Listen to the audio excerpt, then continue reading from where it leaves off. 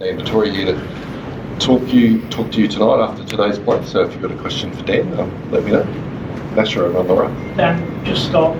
Josh, how is he after today? Obviously another tough day from another injury. How is he, and kind of how's he pulled up after today? He's just pretty despondent. Obviously felt it this morning in warm-ups and gave it a good crack, but it's just unfortunate for him to, I suppose, come back and put so much effort in after another injury with the side strain from the last test, and then to pick up a calf injury here, particularly in these circumstances, was really tough on him.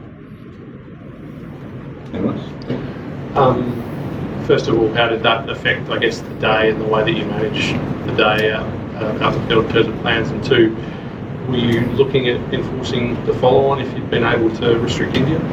Well, I think obviously he's one of the best bowlers in the world, so it obviously affects the team. I think that the weather allowed us to operate in terms of the breaks. It allowed Mitch and Paddy to be able to come back on multiple occasions, whereas if we played out the full 90 overs, it would have been a lot tougher day to manage. And obviously we always have the luxury of Nathan and his ability to bowl a lot of overs. So that alleviated a little bit of the concern, but it's always a tough one with a world-class bowler being out, like I said. And I think the only way to force the game was to force the follow-on. So I think there was a desperation to get that final wicket, and we thought we had a really good chance when Jadeja was dismissed, but a real fighting partnership from Bumrah and Deep.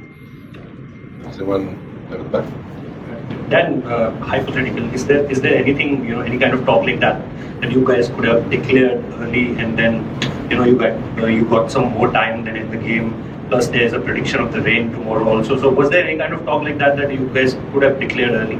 No, I think we always acknowledged that first innings runs were going to be vitally important in this game, and you don't really want to plan for weather because we've seen on these days where it can blow past and you can get on with things and then it can settle in. So I think the conversation was mainly around let's make the most of this first innings, trust a very good bowling unit to be able to deliver on this wicket like they did today. Unfortunately, it's just the amount of time that's been lost from the game has made it difficult.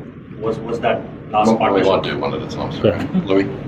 Then what do you make of our staff and Cummins went today, just by extension, like you guys got to talk a bit about stuff. I think those guys talked before the series about maybe not being able to play all 5 tests.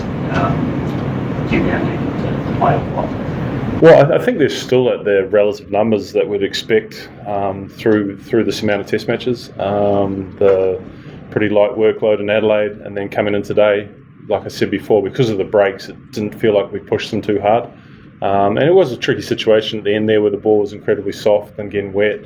But to try and push them just that little bit longer to try and get that last wicket, probably that's the only time where we felt they were slightly extended. But so far, it feels like the norm. And just in terms of the rest of the series,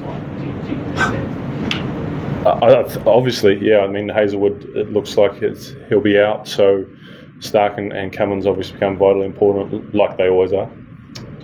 Is it fair to say that Boland will be playing in Melbourne?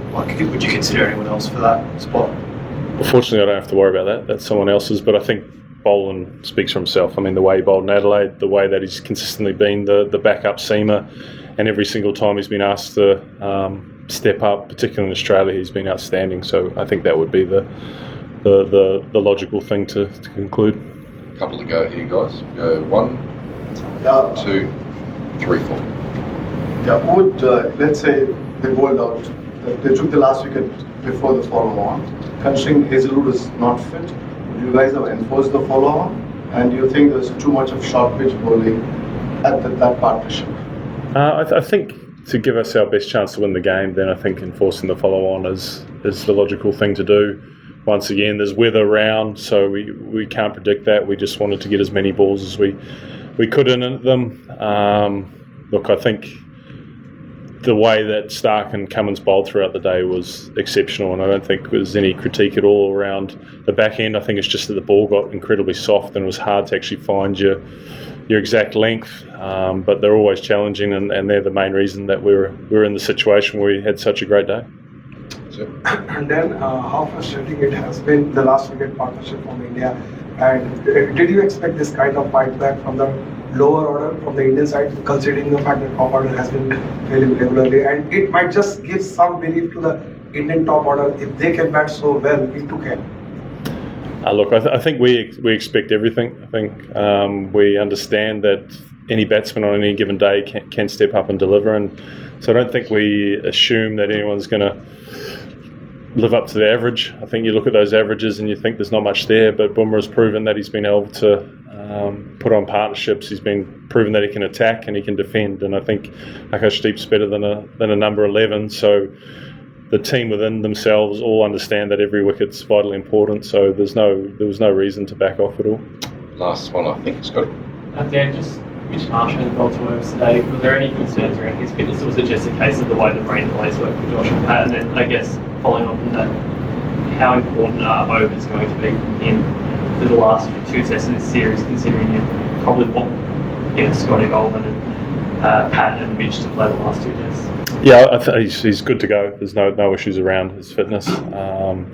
Like I said, it was just the way that the weather delays came that allowed Paddy and Mitch to keep going, and he'll be an incredibly important part of the next 2 tests, particularly Melbourne. I think that's a wicket that suits him, and to be able to complement whoever comes into that team, I think that's when he's at his best.